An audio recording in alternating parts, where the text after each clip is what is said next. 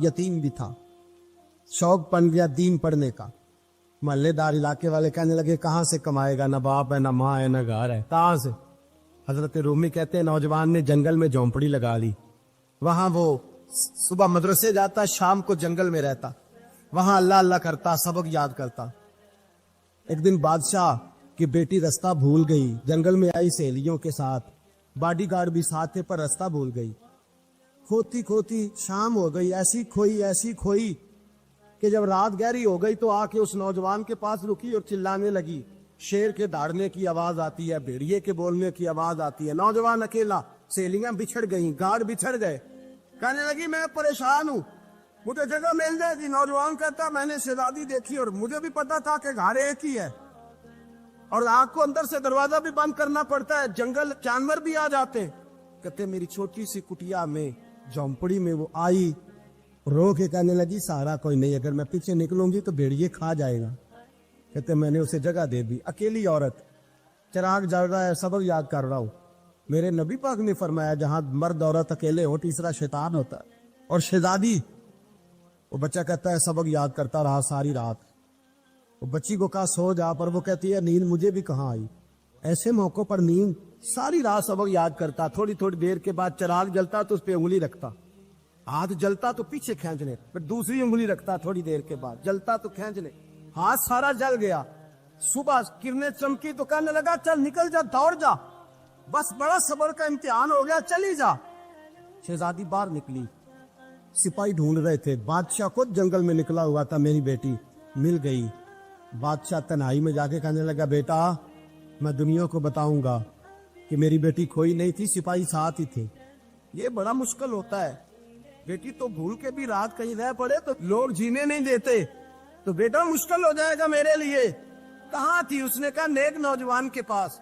उसने कहा बेटा मैं तो तेरी बात मानूंगा पर दुनिया नहीं मानेगी। अगर उस नौजवान ने किसी को बता दिया कि तू उसके पास थी तो फिर लोग मेरा जीना मुहाल कर देंगे। बेटा मैं मर जाऊंगा, मेरी मजबूरी ये है कि वो कहीं राज ना उगल दे वो नौजवान, उसे कत्ल करना पड़ेगा। औरत ने मिन्नतें की, उस बेटी ने कहा मेरे मौसम को मारोगे, रोई। और वो कहने लगा मैं बादशाह, वो मेरा अपना विकार है, मैं उसको छोड़ नहीं सकता। गिरफ्तार कर लाए सिपाही। वक्त तय हो गया सजा का। अकेले कारकोशरी में रखा गया, जो उसके खास एतबार वाले थे उनकी ड्यूटी लगाई। बादशाह ने बुलाया, पहले बिलम आया। औरत कहने लगी, बेटी कहने लगी एक दफा तो बुलाओ ना, एक सवाल बस पर्दे में रह के पूछना है, और फिर जो आपका जी चाहे मेरे मौसम को मारना तो है, तो मर्जी आपकी। सामने खड़ा किया, नौजवान पर्दे के पीछे, औरत खड़ी हो गई। बादशाह बीच बैठ गया। बीबी कहने लगी सारी रात बेदार मैं भी रही, सोया तू भी नहीं। वो जो तू चिराग के करीब हाथ लगा के जलाता था वो समझ नहीं आई। नौजवान रो पड़ा, कहने लगा क्या करूं, मैंने रसूलुल्लाह का दीन पढ़ा है, क्या करूं, मैंने हुजूर का दीन पढ़ा है। मैंने पढ़ा है कि जानी को सबसे नीचे दोज़ख के सबसे निचले दर्जे में जलाया जाए, उसे जहन्नमियों का पीप और रेशा पिलाया जाए, कंद खिलाया जाए। ये रवायतें पड़ी हुई थी। थोड़ी थोड़ी देर के बाद शैतान मुझे कहता था बदकारी कर ले। मैं अपना हाथ उसी वक्त जब शैतान मशवरा देता तो मैं आग पे करता। मैं कहता अगर ये बर्दाश्त हो गई तो वो भी हो जाएगी। जब हाथ जलता तो मैं समझ जाता नहीं तुझसे तो ये नहीं बर्दाश्त होती तो वो कैसे होगी। फिर मुझे शैतान मशवरा देता कोई देख नहीं रहा, तो बुलाने नहीं गया, खुद आई, मैं दूसरी उंगली लगा देता। मैंने हाथ जलाया और मैं समझ गया जब छोटे से चिराग की इतनी सी शमा की आग नहीं बर्दाश्त होती तो दोज़ख कैसे बर्दाश्त होगी। कहते मैं बाज आया। बादशाह ने ये कहानी सुनी, लफ्ज सुने तो चीख मार के रोया। कहने लगा ओ तालिब इल्म, तू तो मेरे नबी का सच्चा गुलाम है, और मेरे रसूल के जो सच्चे गुलाम होते हैं उन्हें फांसियां नहीं दी जाती, उन्हें तख्त पर बिठाया जाता है। अब तुझे सजा नहीं होगी, बल्कि मैं अपनी बेटी का निकाह तेरे साथ करूंगा और मेरे बाद इस सल्तनत का बादशाह भी तू ही बनेगा। अब वो नौजवान वहां नारे लगा रहा है, कहता लोगों तुम मुझे कहते थे दीन से क्या मिलता है, दीन से तो अल्लाह तख्त व ताज भी अता फरमा देता है।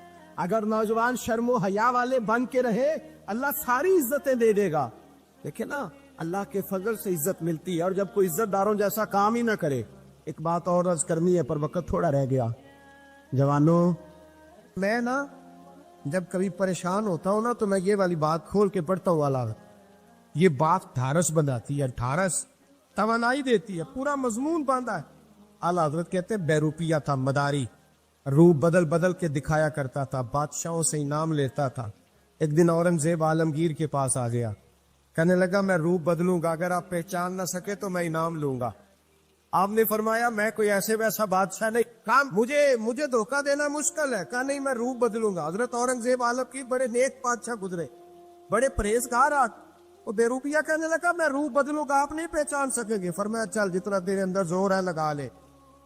حضرت نے اعلان کیا کہ میں نے فوجی بھرتی کر دے, 2 ماہ کے بعد ٹیسٹ ہوگا. وہ 2 مہینے دوڑتا رہا, رنگ روپ بناتا رہا, آیا ٹیسٹ دینے, 2-3 سپاہیوں کا امتحان لیا. اس کی باری آئی تو 10 روپے دیے, کہنے لگے تیرے آنے جانے کا کرایہ میں نے تجھے پہچان لیا ہے. کچھ دنوں کے بعد جانے لگے سفر پر, تو بھکاری آ گئے خیرات مانگنے. اس نے بھی سارے منہ پر سیاہی مال لی, کپڑے پھاڑ لیے, سر کے بال مڈا لیے, پگے تک کٹا لی, پد رنگ ہو کے آیا. کاسا آگے کیا تو حضرت نے 10 روپے ڈالے, کہنے لگے تیرے آنے جانے کا کرایہ میں نے پہچان لیا ہے. کچھ دن گزرے تو ٹیچر کی ضرورت تھی. اس نے منہ سے بڑی کر لی, داڑھی نکلی لگا لی, سر پہ جنا کیپ پہن لی, ایک شیروانی لے لی اور ہاتھ میں چھڑی پکڑ کے آیا. کہنے لگا میں استاد ہوں, 2-4 بندوں کا امتحان لیا, اس کی باری آئی تو 5 روپے دیے, 10 روپے دیے, کا تیرا کرایہ میں نے پہچان لیا. 2 سال گزر گئے. وہ جب بھی آتا حضرت پہچان لیتے. ایک دن سفر پہ جا رہے تھے, بہت بڑا لشکر تھا, جہاد کرنے جا رہے تھے اورنگزیب عالمگیر. تو دیکھا ایک پہاڑی ہے, پہاڑی پہ لوگ جا بھی رہے ہیں آ بھی رہے. اورنگزیب عالمگیر پوچھنے لگے یہاں کیا ہے؟ کہنے لگے بابا جی بیٹھے ہیں دعا کرتے ہیں, اللہ کے نیک بندے ہیں. اورنگزیب کہنے لگے یار پرانے لوگ سارے ہی اللہ والوں کو مانتے, یہ بھی مصیبت آئی ہے جتنی نہیں آئی ہے, سارے لوگ ہی مانتے. کہنے لگے ذرا میں دعا نہ کرا لوں, بچے کام جا رہا ہوں. اورنگزیب بادشاہ تھے, بادشاہ لوگ نازک مزاج ہوتے ہیں. گھوڑے سے اترے, بڑی مشکل سے پہاڑی پہ چڑھے, اوپر گئے تو لائن لگی ہے, بابا جی غار میں بیٹھے.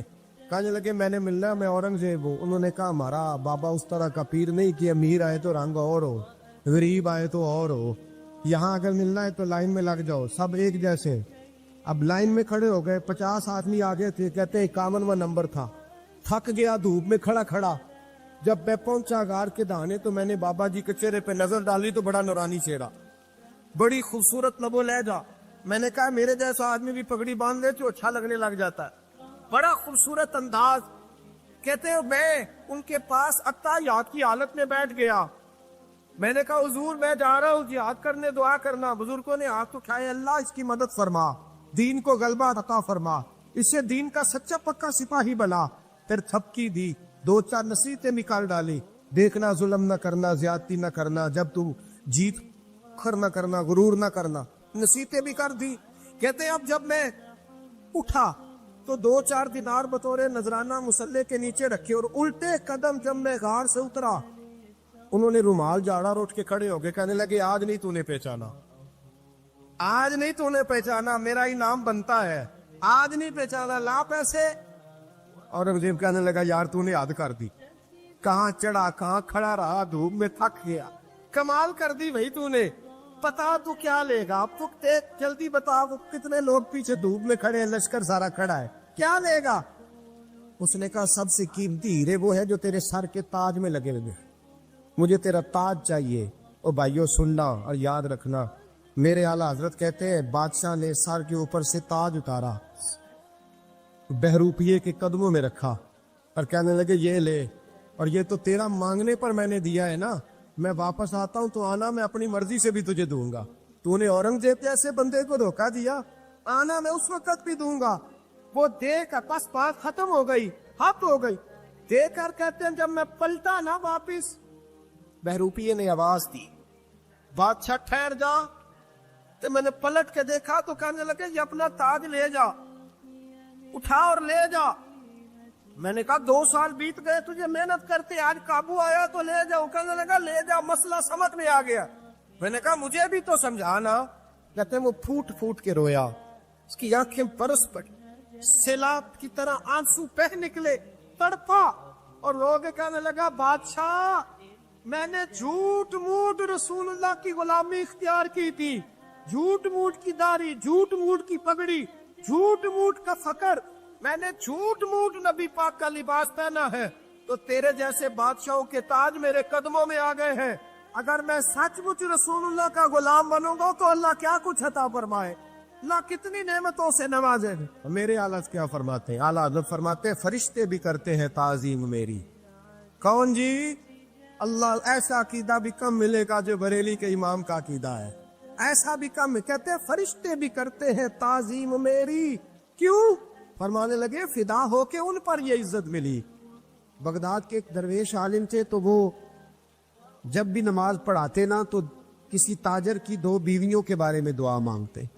तो जो है मेरी बात पर, नमाज पढ़ाते तो कहते अल्लाह उस ताजर की 2 बीवियों को अपनी खास रहमतें अता फरमा। एक दिन लोग उनके गिर्द इकट्ठे हो गए, कहने लगे बाबा जी बताएं तो सही वो बीवियां कौन थी जिनके लिए आप दुआ मांगते। तो फरमाने लगे मेरे शहर का एक ताजर था, बहुत बड़ा ताजर था, मालदार था पर बे औलाद था। उसे बगदाद से मुल्क के शाम जाना पड़ता था तिजारत करने, और कई कई महीने उसे शाम के मुल्क में रहना पड़ता था। उसने इस तरह किया कि वहां भी एक शादी कर ली। तो जो है ना मेरी बात पर, क्या कर लिया उसने? दूसरी शादी करना मर्द के लिए जायज है, तीसरी करना भी, चौथी करना भी भैया के वक्त, मगर अगर इंसाफ कर सके तो। अगर चारों में हम ना आधा मसला सुनते हैं और आधा ही बयान करते हैं, अगर इंसाफ ना कर सके फिर उसके लिए 4 जायज, फिर वो एक ही रखेगा। तो अजीज दोस्त, दूसरा निकाह कर लिया, शादी हो गई। अब वो वहां कुछ ज्यादा वक्त गुजारने लगा, मालदार आदमी था, बीवी को मकान भी लेके दे दिया। अब वो जरा देर से आता वापिस, और जब आता भी तो उसके वो वाले अंदाज ना होते जो पहले हुआ करते थे। अब बीवी से बड़ा जासूस भी कोई नहीं होता, उसको तो पहले पता चल जाता है कि माजरा क्या है, उसे बड़ी खबर होती है।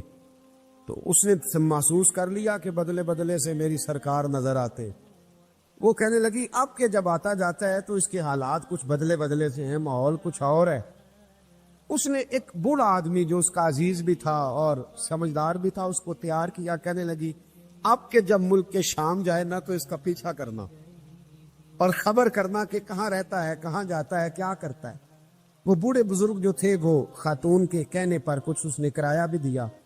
वो उस ताजर के पीछे गए और वापस आके खबर दी। कहने लगे कि ये तो 2-3 साल बीत गए, इसने वहां भी शादी की हुई है, तुझे बताया ही नहीं। बीवी बड़ी समझदार थी, हौसला मंद, जीरत, उसने शोर नहीं मचाया। उसने कहा कि मैं ना अब जब आएगा ना तो तरीके से बात करूंगी और पूछूंगी कि ऐसा क्यों किया। और ये भी उसने आके बताया कि अगर तेरे साथ निकाह के बाद उसे औलाद नहीं मिली तो औलाद वहां भी कोई नहीं, कि मुकम्मल तफसीलात। अब जब इस दफा खामंद आया तो आते ही वो बीमार हो गया, कमजोर होने लगा। अब खातून ने मुनासिब नहीं समझा कि आते ही धड़ाम से मैं उसके सर पर ये ठोड़ दूं कि तूने निकाह किया हुआ है और मुझे बताया नहीं। वो जरा तसल्ली में रही, कुछ वो बीमार था, हौसला रखा, खिदमत करती रही। कुछ दिन गुजरे तो वो ताजर इंतकाल कर गया, फौत हो गया। अब राज खोल न सका, इद्दत गुजारी, और जब सारा माल जमा किया ना तो अशरफियों की बोरियां भर गई। सारा माल उस बीबी का, 4 बोरियों में अशरफियां, 4। यहां तो पेट का दोज़ख है, माज अल्लाह भरता ही नहीं।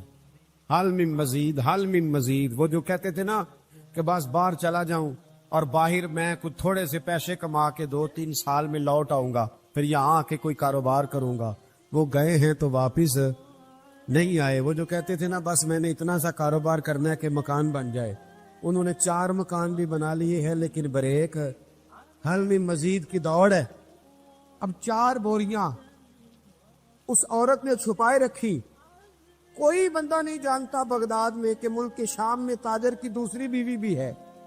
जब वो फारिग हुई तो उसने उस बूढ़े जासूस को फिर बुलाया और 2 बोरियां ऊंट पे रखी, खुद भी साथ बैठी और मुल्क के शाम गई।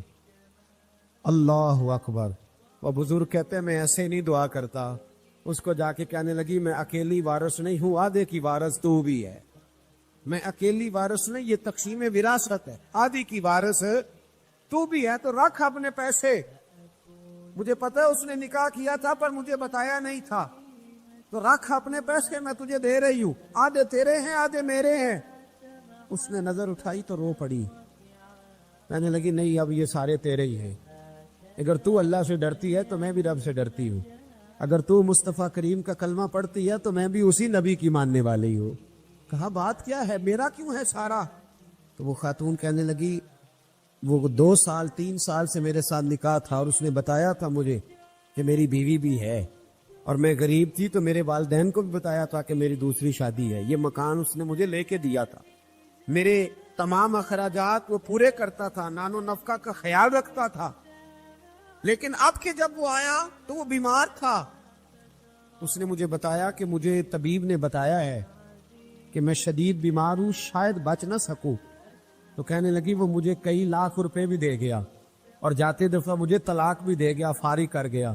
کہنے لگا تو جہاں چاہے میرے بعد نکاح کر سکتی ہے، اور کہنے لگا میں چاہتا تھا پہلی بیوی کو بتا دوں، موقع نہیں بنا اور اس کا دل نہ ٹوٹے، بتا نہیں پایا، لہذا وہ مجھے ڈھیر سارے پیسے دے چکا ہے، سارا میرا حصہ مجھے پہلے سے دے چکا ہے۔ میری بہن اب یہ 4 بوریوں میں سے 2 میری نہیں بلکہ 4 کی 4 ہی تیری ہے، تو ہی اس کی حقدار ہے۔